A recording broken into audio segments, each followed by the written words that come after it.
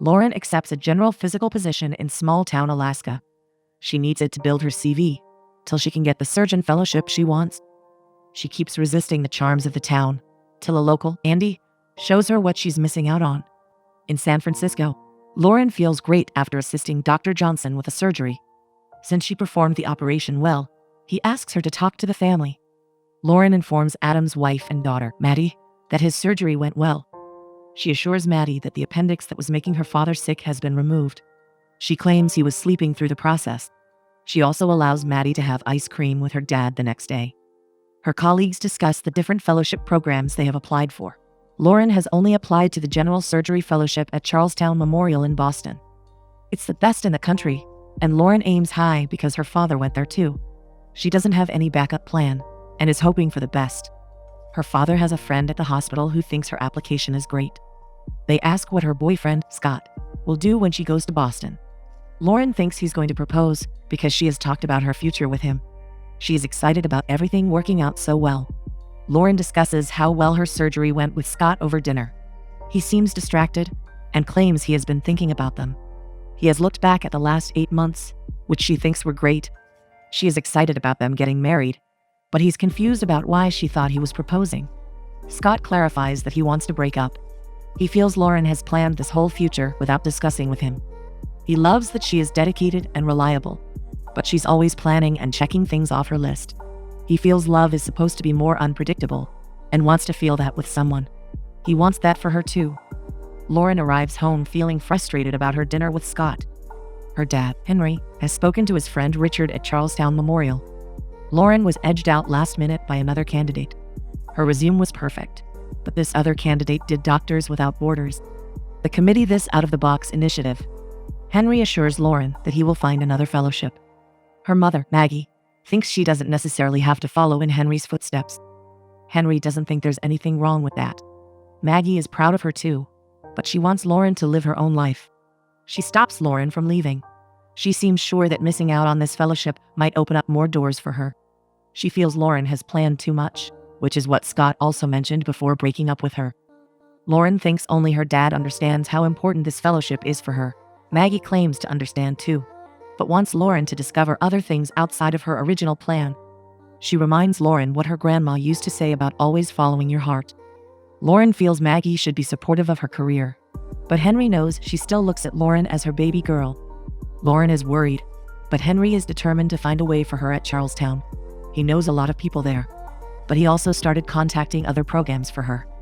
Lauren can't sit around and wait, so she decides to explore other options. The career counselor is impressed by her residency program, but she feels Lauren should have applied for other fellowships too. All the slots are now full, and Lauren has missed out on great fellowships because she didn't keep her options open. She suggests Lauren can get a job till she's ready for next year's fellowships. She notices that just one fellowship spot has opened in Garland, Alaska. It's near Anchorage, and she will run the whole program. They require a general physician and not a surgeon, but the counselor thinks trying something less traditional in small-town Alaska will be good for her experience. Lauren realizes this is the kind of out-of-the-box experience the committee is looking for. She agrees to apply and hears back from them the very next day. The hospital administrator, Billy, wants to offer her the position instantly. She also offers to pay for her travel and accommodation. She claims they need her, so Lauren agrees to take the job. Henry promises to get her out of Alaska in a few weeks. She's ready to take on this challenge if it helps with her chances. Maggie asks her to go with an open mind, because she's trying something new after a long time. Maggie suggests taking her shopping for warm clothes, but Lauren thinks she can buy stuff when she gets there next week. Lauren lands in Anchorage, from where Andy is supposed to take her to Garland. It's 300 miles north from there, and she's supposed to get into another plane to reach the town. Andy has learned after growing up in Garland that making plans is a waste of time. While they're in the air, Andy asks her to think of this as a train or bus ride. He shows her around town after they have landed. He claims Hattie's Diner is the best restaurant in town. She can get everything from Garland General Store. He assures her they have everything they need in the town. He shows her holiday shipping, which provides many jobs. She knows she would have loved these decorations as a kid. Christmas is supposed to bring out the kid in adults, but Lauren has been too busy being an adult to enjoy the holiday. She can see how seriously the town takes Christmas. He brings her to her cozy cabin. which is apparently walking distance from everything she needs. Lauren can't find a coffee maker at home, so she heads to the coffee shop in the morning. She wants non-fat milk and sugar-free coffee, but they only have the regular kind. Frank Holiday, the president and CEO of Holiday Shipping, asks her to not be afraid of a little cream and sugar. She thinks he looks like Santa Claus, which is a compliment to him. He's glad a doctor has finally joined them, and asks how she likes the town. Andy turns out to be his son, who is a fourth-generation Garlander. Frank's great-grandfather was one of the original founders of Garland. Andy scolds Frank for eating cookies for breakfast. He suggests they can schedule an appointment to check his cholesterol levels, now that they have a new doctor. Frank doesn't think there's anything wrong with what he eats. Besides, the cookies are seasonal, and he wants to enjoy them. Lauren excuses herself because she doesn't want to be late on her first day. She is underwhelmed to see the hospital is actually a clinic. Billy hugs her when she realizes who Lauren is. She invites the staff of 4 people and introduces them. Billy is the head nurse, who orders supplies and takes care of everything administrative. Joanne is the other nurse, and the orderlies are Martin and Lester. After Dr. Morgan retired last year, they haven't had any luck with doctors. Lauren feels she wasn't informed about how small-scale the place is. But she gets interrupted by her first patient, Clay, who wants to get his foot checked. Lauren helps out all the patients and asks Billy to make weekly appointments for some. She is tired and tries to take a break, but there's a huge line of patients already waiting for her. Billy gets distracted by Wyatt, who is smiling at her and has brought flowers. Billy explains that his mom is the town florist, so he brings deliveries. He has already brought a get-well bouquet for Mrs. Alvarez, who got admitted 10 minutes ago. Since it's a small town, gossip travels fast. Lauren finds it hard to believe Wyatt is not Billy's boyfriend from the way they were looking at each other. They've been childhood friends, and Billy is sure there's nothing more between them. Andy offers Lauren a ride home that night. He suggests getting warmer clothes if she doesn't want to get hypothermia.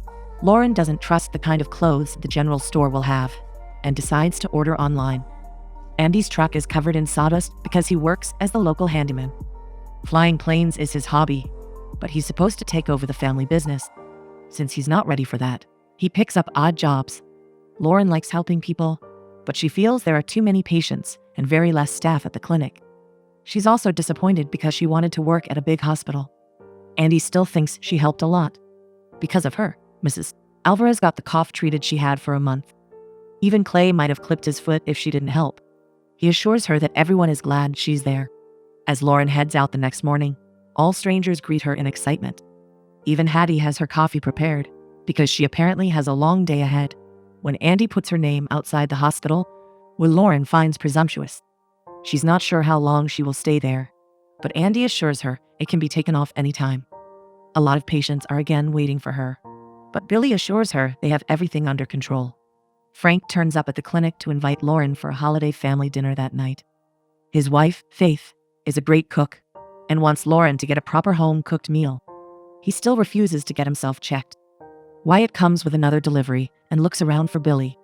He thinks she's a great nurse and blushes when he hands over the flowers to her for a patient. After lunch with Billy, Lauren teases her about Wyatt. She asks Billy to follow her heart according to what her mom always says. The online order Lauren placed for clothes has been canceled. They don't recognize the address, and Billy knows it's usually tough for deliveries to reach Garland. Holiday Shipping ships out every day, but other companies don't. Since she doesn't have any other options, Billy forces Lauren to come with her to the general store. She shows Lauren a shirt which Hattie thinks will look great on her. Lauren always keeps wearing a pashmina, which Hattie doesn't think is a real scarf. She thinks it's important to dress more for functioning in Alaska. She admits they make it tough for online stores to reach their town. But she, like Andy, thinks they have everything someone needs. She shows her regular jeans that are lined with sweatpant material for warmth. Hattie and Billy help her buy something for her dinner with the holidays. As Lauren walks towards Frank's house, she feels like she saw an elf going at the back. Andy asks why she looks confused, and Frank also asks them to join soon for dinner. Lauren thanks Faith for the lovely dinner, and she can't get over how pretty the dessert is. Frank is loving the gingerbread cookies. Faith thinks this hospitality isn't enough compared to what Lauren has already done for the town.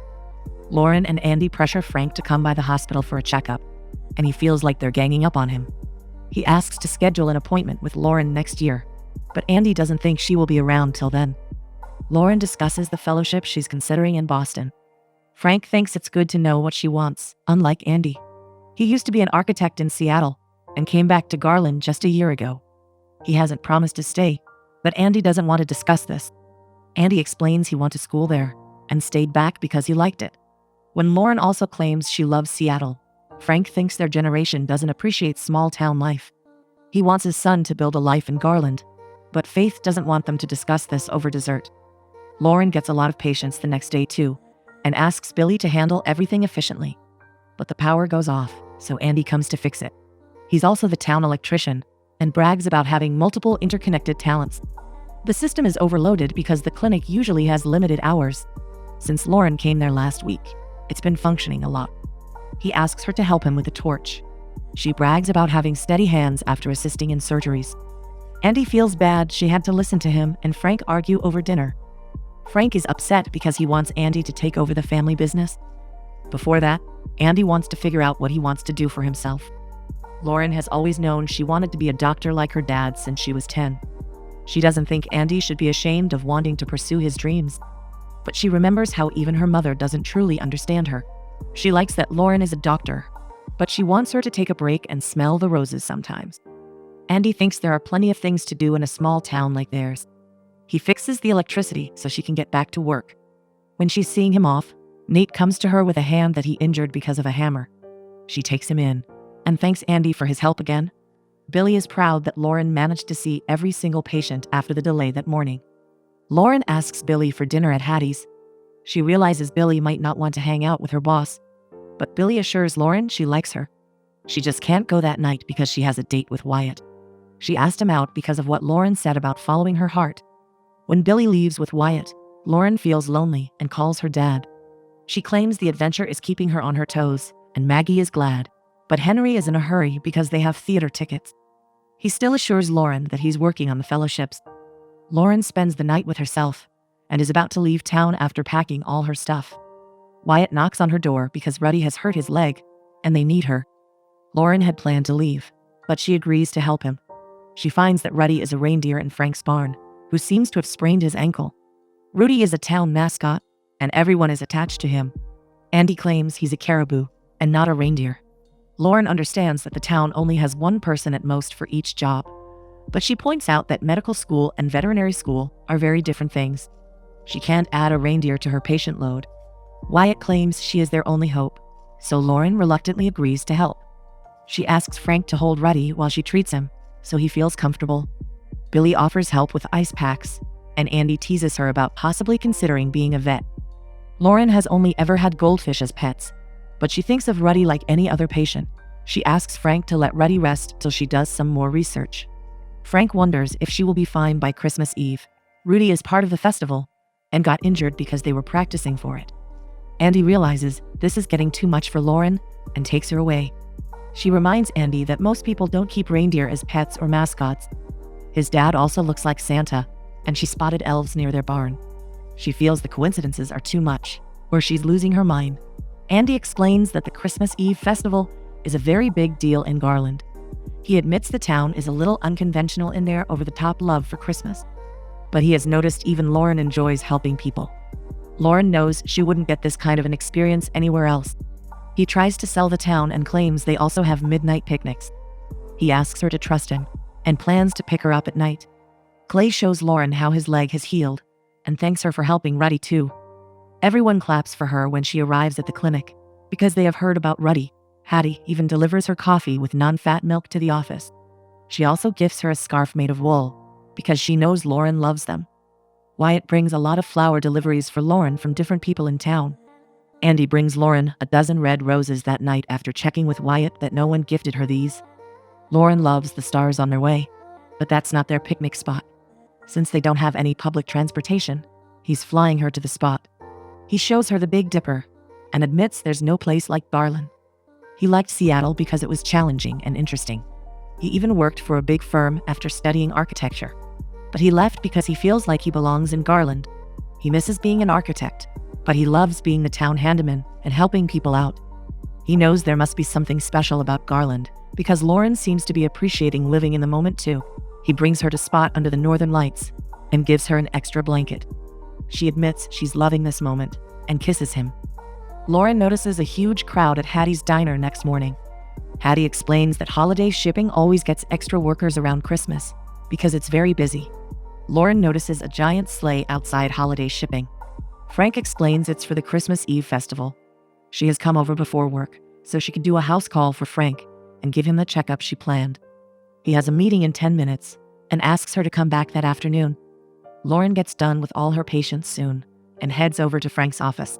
She notices it looks like a normal warehouse and walks towards the office area. She overhears Andy talking to Frank about sharing some important news with her. Andy claims he's started caring for her and that she's special. Frank doesn't think she's the right person for him because she might not take the news well and decide to leave. Frank is also afraid Andy will leave with her and go back to Seattle. Andy apologizes for scaring him when he left Garland to try something new. He doesn't regret it, but he thinks he needs a solid reason if he chooses to be in Garland. Frank thinks he's being rash, but Andy knows he's happy. Lauren walks away before Andy finds her listening to them. She explains why she's there, and Andy apologizes for Frank being in a bad mood. Andy still wants to take her to get her Christmas tree. Lauren has never had a real one, so she's excited. Lauren thinks Frank has stress-related symptoms. This diagnosis is based on the fact that he's always tired, has a bad diet and high blood pressure. She thinks it might seem like nothing, but it could lead to heart diseases, diabetes, and a lot more. She asks him to slow down a little and wonders if Andy can help out in the busy season, but she doesn't want to interfere and gives him some supplements to help him relax. She also asks him to not eat more cookies. Andy helps Lauren set up a Christmas tree in the house, and they enjoy decorating it. She loves the tree topper he gifts her, and they decide to light it up. Lauren feels like something suspicious is going on at holiday shipping. Andy understands why she's curious, but claims Frank is very private about his work. He doesn't want to reveal anything if she plans to leave. She claims she hasn't decided yet, and he doesn't want to pressure her. She loves how many colors the tree topper has. He gifted it to her to remind her of the northern lights. She teases him because she thinks he is the thing from Alaska she finds most special. But he wanted her to have something she really loved, so it brings out the kid in her around Christmas. She admits this is the best Christmas she has ever had because she's always working. She's taking the time out to enjoy the good things in life after a very long time. He kisses her again before leaving that night. She's excited to share what she did with the tree with her dad. But Henry congratulates her because she has managed to get the fellowship in Boston. The doctor who beat her has backed out, so she is their first choice. She needs to be there in 24 hours because a lot of people are behind her on the wait list. Lauren tosses and turns all night and seems very torn about this decision. She texts Andy to meet her at Hattie's, and he's sure she's breaking up. Lauren admits last night was amazing, but she got a call right after. She feels the fellowship has always been her plan, and she has worked her whole life for it. She doesn't answer his question directly about whether she wants it. She just knows she can't let all her hard work go to waste. Andy always felt Garland wasn't good enough for her, and claims he understands. He's glad things are working out like she planned. Lauren is too upset to get coffee, but thanks Hattie for everything. She finds a patient on the road and asks him to keep exercising like she recommended. She drops off at the hospital to give the news to her staff, but they already know. They thank her for whatever she has done for them. Lauren thinks Billy was managing everything as a super nurse without her too. Frank tries to hide the cupcake he's eating when he notices Lauren at the door. She has come to say goodbye and is sorry she disappointed Frank. He openly eats in front of her and is sorry to disappoint her too. She thanks them for their hospitality and wishes she was staying longer. Andy comes to get her bags because he's her ride out of town. He asks if she wants to get some supplies or a coffee before she leaves. He jokes about making use of the non-fat milk Hattie, especially bought for her. Lauren doesn't want to get off because she wishes she could get more time there and still go for the fellowship. Andy gets a call about Frank collapsing. Lauren asks him to turn the car around, and they head to the hospital. Frank had been complaining about chest pains, which he claims lasted for 10 minutes. She's glad they were alerted on time and examines him. Lauren knows it wasn't a heart attack, but still asks him to get his life under control. She knows it can be worse next time and asks him to eat well and take care of his body. Lauren knows he only plans to take care of himself after Christmas, but she thinks sometimes it's good if our plans don't work out. She feels if he wants to be there for the people he cares about for many more years, he needs to be responsible. Frank promises to slow things down, and Lauren admits him overnight. She suggests what Faith needs to do to help him regularly. and she thanks her for taking care of them. When Frank wakes up from his rest, Andy admits he complains about him working too much. He knows it's because Frank doesn't have much help. He wants to be more active in the business. If he's staying in Garland, he would want a reason to be there. Frank understands if he wants to leave town because of Lauren. But Andy thinks it's more complicated than that, and leaving town isn't the solution. He asks Frank to not worry about him, and just focus on himself. Lauren calls her mom and wants to talk to both her parents. She is still in Garland, because someone needed her help. She plans to call Henry's friend, Richard, but to tell him that she's turning down the fellowship. She knows going to Boston will make her successful, but staying in Garland will make her happy. While Maggie is proud, Henry doesn't understand what that means. Lauren feels bad if she's disappointing Henry by not being a Charlestown fellow. Henry doesn't care about his alma mater, and just wants to make sure she's not giving up on her dreams. Lauren thinks she's still living her dream of becoming a doctor, even if it's not a surgeon. She has worked harder than ever at Garland. She also finally understands what Maggie meant about following her heart. Her parents ask her to live wherever she wants, but visit them. Lauren comes to see Frank in the hospital the next morning, who feels much better after eating healthy food. He begs her to let him go that night, because it's his busiest. She knows everyone has Christmas Eve off, and only Santa works hard that night. She claims she can't release him yet, but he promises to rest and follow her instructions every day from now. She finally agrees to discharge him as her Christmas present to him. Lauren arrives at the festival and looks around for Andy. Hattie is glad she hasn't left yet and offers her a cookie. Wyatt informs her about Andy being at the reindeer pen fixing something. She jokes about him getting Santa's sleigh ready. She teases him about working hard as the only handyman in town. Lauren asks Andy to be her date for New Year's Eve and Valentine's Day. He's confused because he thought she was leaving. She feels everything she needs is in Garland, just like he told her earlier. But he now thinks everything he needs isn't in Garland if she's not there. He's about to kiss her, but Frank comes dressed as Santa on his sleigh. He asks her to sit with him for a while, and she praises Ruddy for the quick recovery. He claims he has a job to do, so she happily gets off the sleigh. Andy wants to explain the full story of Garland and his dad's mysterious behavior, but his shipping business and employees sneaking around already makes sense to her. As they celebrate, Frank as Santa and his sleigh can be seen in the sky.